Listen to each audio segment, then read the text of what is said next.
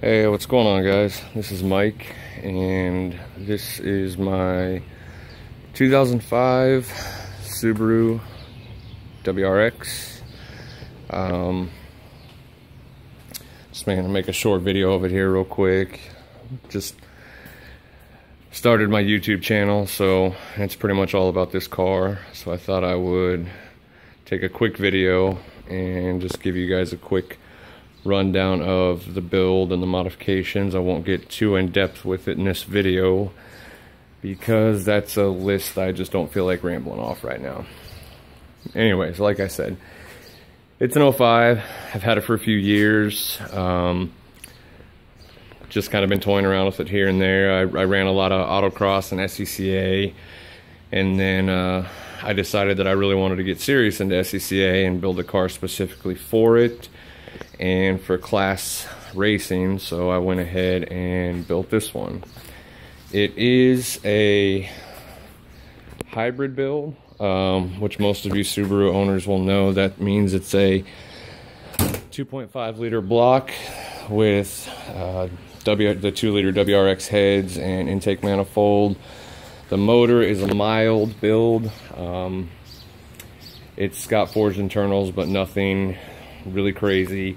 The heads are pretty much all stock with the exception of a port and polish. The intake manifold itself is stock, and throttle body as well. It's got you know, a lot of your basic bolt-ons, average everything. Does have a blouche18g turbo, everything heat wrapped, turbo, downpipe, up pipe, and header. I am running a Tomei unequal length header, Bosch 1000cc injectors, CNT dual fuel pump setup in tank. As you can see, I've gutted the back. It is completely empty. I went ahead and put in a partition due to relocating my battery to the trunk.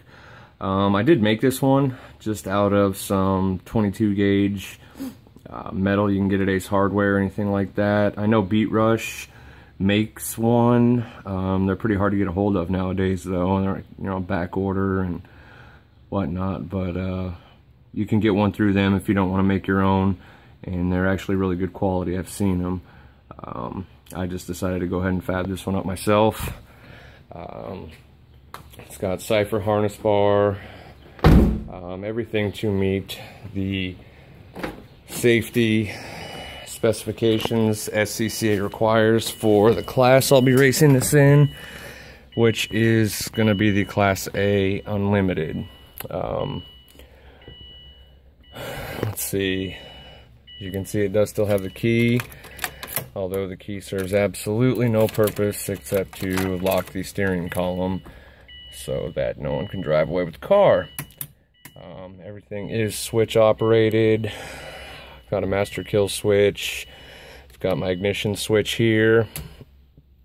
I've also got my fuel pump wired to a separate switch, you know, in case I'm on the track and I decide to catch on fire.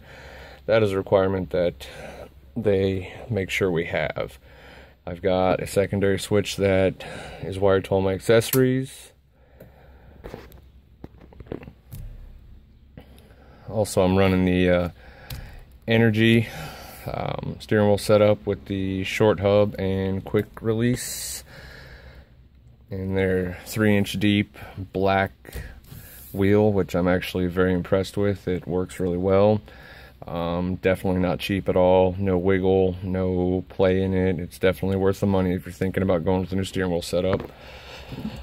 I'm running all Innovative Motorsports gauges. I'm a big fan of them. I think they're very accurate. They are a little costly, but as you can see here, they all come with their own cables here. So I mean, they're all data logging gauges. I can log what each gauge does individually during each run and see what any tweaks I need to make. I've obviously got the access port there. Hydraulic handbrake for those nice, really super tight corners that you need to make. This thing here I'm really impressed with. Obviously with the build, I don't redline at 7,000 RPM like I did from the factory. It actually now redlines at 8,000 RPM. And being that I do use this in, you know, touring car circuit and everything, I just get real tired of having to pay attention to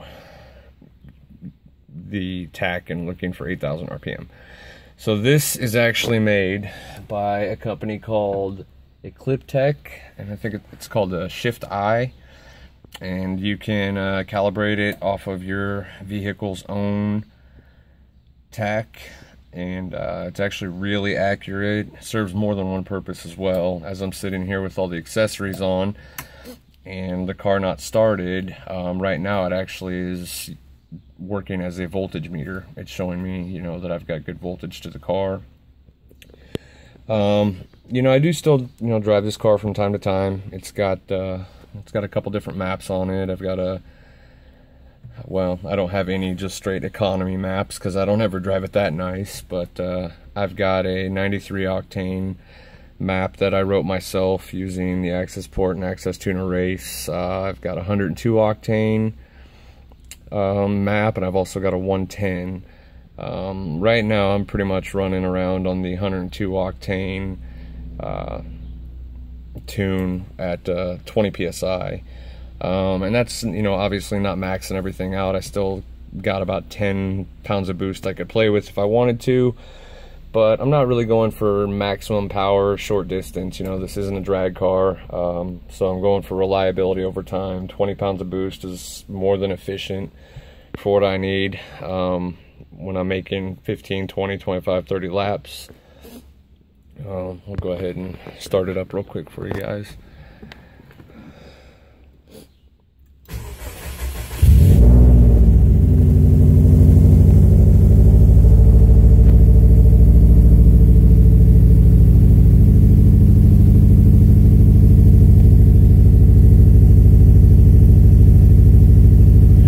Wait for the AFRs to get up to about where they need to be. Usually takes a few seconds. All you Subaru owners know the cold start on these aren't the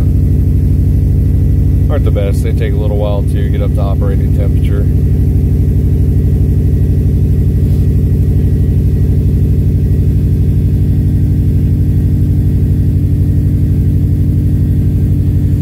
While we're waiting for that, I guess we can get out real quick.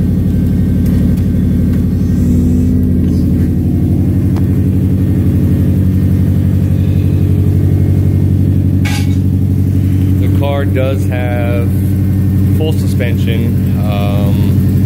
It's got 10 coilovers, SPT strut tire brace, SPT lower H brace, Cusco trunk brace, all new bushings, all new trailing arms, lateral links, everything.